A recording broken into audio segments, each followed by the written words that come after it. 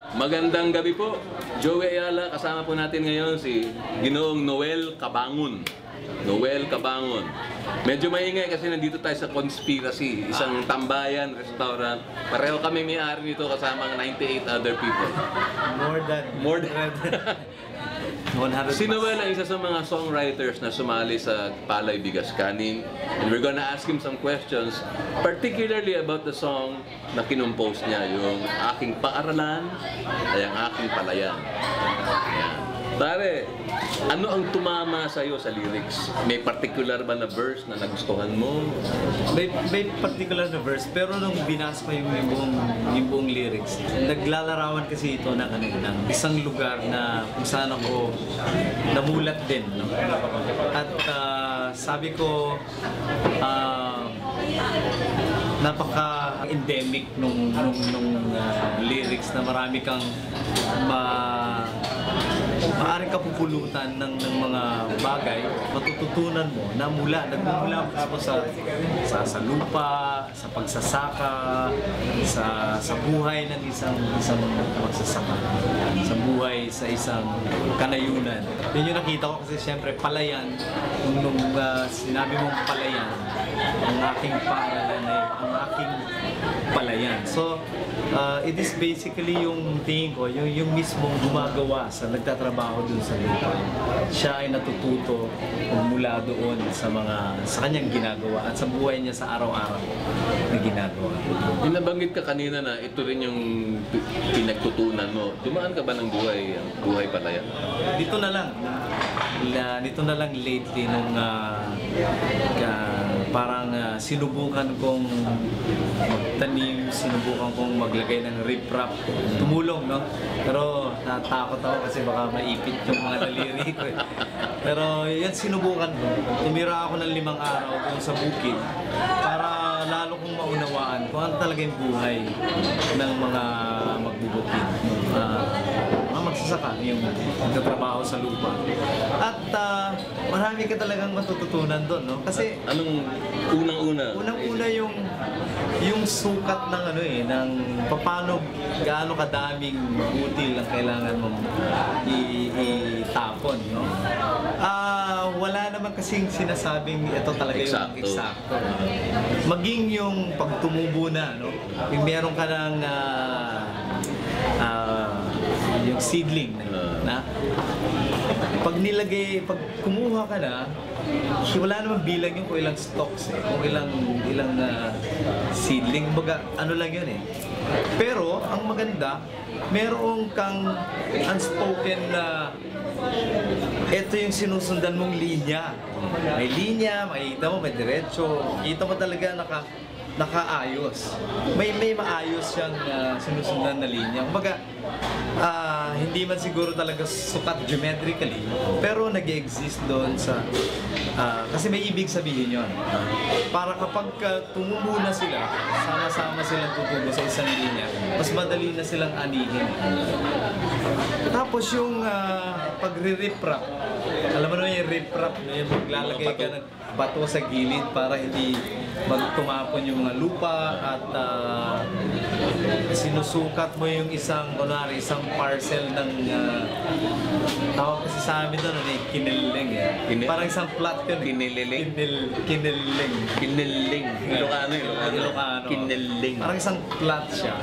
Walang eksaktong size ng plot. Kaya lang, makikita mo na meron siyang, kasi yung mismong lupa din kasi, meron nang tinuturo sa'yo na ito yung sukat mo, may mga boundaries na siya.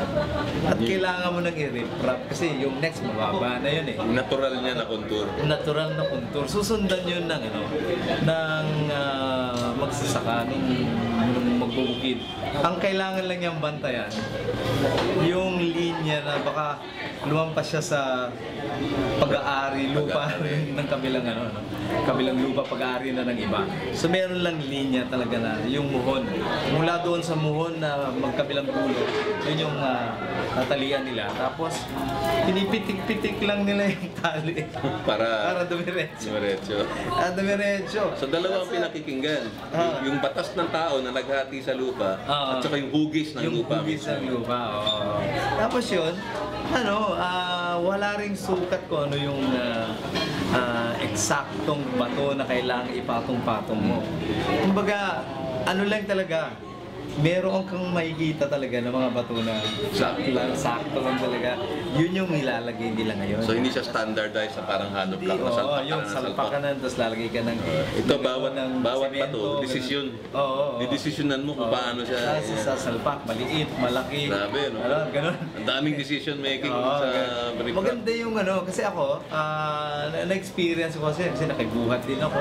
Nilagay din ako ng riprap, tapos nakitanim din ako.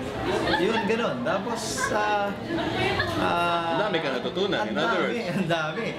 Tapos pati yung oras ng pahinga. Although meron talagang oras ng pahinga. Siyempre, uso na yung relo. Pag sinabi ko, alas 11 na, aahon ka na doon sa lupa. Tapos yun, may pagkain na nakahanda. Tapos pahinga talaga yan. Lulusong ka lang ulit sa lupa kapag medyo hindi na masyadong mainit ang araw. Alas 3, ganyan. Tapos aabot yun hanggang mga alas 6. Yan. Mahirap lalo kapag katagulan. Bakit? Kasi madulas. Mahirap magbitbit na. Madali lang magbungkal at kaya magtanim. Pero yung para mag-ayos ka pa ng plant ay mahirap. Ire-recommend mo ba sa mga bata ngayon na nasa eskwelahan, maire-recommenda mo ba yung experience na yung pagtatanim? Sa mga bata, dapat talaga. Kasi ang daming nagsasara ngayon ng agricultural college. Sa mga bata, ayaw na magsaka. Actually, maganda na magsaka. Matutunan nila yung pagsasaka. Kung hindi kasi magpapatuloy yan, mawawala yung tinatawag na agriculture. Yung kultura sa pagsasaka. Kasi buhay yan kultura Makikita mo yung value ng lupa, na dito nanggagaling kinakain mo. Na dito yung experience ng isang magsasaka, yung paghihirap niya, akala mo nagtatanim lang. Kapag malayo ka sa realidad na gano'n, akala mo nagtatanim lang, madaling magtanim. Mahirap magtanim. Pero kailangan. At sa tingin mo dapat na-experience natin. Dapat na-experience siya. Lalo na isa tayong bansa na may malawak na agriculture na lupain. At yung experience talaga natin, ang buhay natin, agrikultura. Tayo nagmula. Pare, ang Pilipinas, 4 na taon ng leading importer of rice in the whole world. Yun yung mali doon. Bakit siya mali? Palagay ko kasi hindi na ma-maximize yung kulang siguro sa subsidy sa pagpapalago ng yung pera para sa agrikultura. Tingin ko ang lawak-lawak ng lupain na pwede nating taniman at hindi natin kailangan mag-angkat ng mga imported na mga bigas. Ano masasabi mo sa mga magulang na sinasabi sa anak nila, mag-aral kang mabuti para hindi mo na kailangang magsaka? Kasi nga yung, siguro dahil, di ba? Iba kasi yung Sila din yung nagsabi na mahirap yan Mahirap. Mag-mekaniko ka, mag-empleyo ka, pasok ka na. Ano masasabi mo dun sa attitude na yan? Siguro dahil yung mga magulang na, ang tingin kasi nila, pag marami kang may isa dyan na magbibigay din ng ginhawa sa buhay nila. Makakatulong sa ibang mga kapatid at makakapagpaaral. Ganun, no? Pero yung totally na sabihin nila na, wala naman kasi nagsasabi na iwanan mo na itong lupa. No? Wala naman kasi nagsasabi nun Ngayon, siguro kapag matibay yung sinasabi lang, yung value, yung valuation, na ini-impart siguro ng mga magulang sa mga anak. Dito tayo nagsimula sa lupa at dito tayo nabuhay. Baka sa ganun, magkakaroon sila ng malasakit na kahit na nagtrabaho sila ng auto mechanic, nagsasaka rin sila. Take part sila doon sa activity na yun.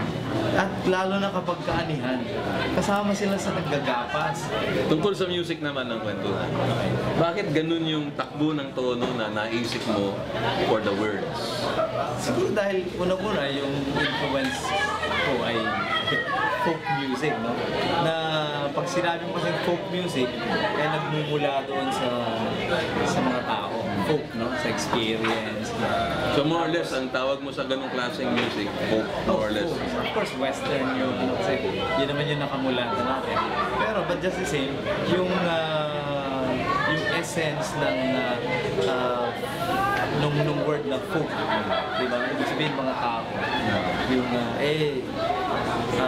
yung yung buhay nila ay natatranslate sa ganong parang genre. What makes it folk? Bakit siya Kasi yung kwento, lumalabas yung kwento? Lumalabas yung kwento mismo na nagmumulat. Lumalabas yung kwento, tapos yung sinasabi rin kasi nung kanta, yung mga sukat, yung mga tugma, ganun. Actually very, ano siya evident na dun sa kanta. Na pag binasa mong gano'n, well, it's either you are going to sing it with a slow tempo or a fast tempo. Pero ako, tingin ko, nung mabasa ko yung letter, yun na yung naisip ko agad kung parang sakto ka agad yung magaan. Kasi unang-una, palayan din to eh. No? Diba? Halaga naman mag-hip hop ako sa palayan. No? Kaya mag-rock kasi yung rock, iba yung emotion ng rock eh. Parang may angst yun na may galit. Ito hindi cool lang tayo eh. Cool lang sa masarap ang simoy ng hangin, mainit nga lang. May hangin, may puno, may sapa.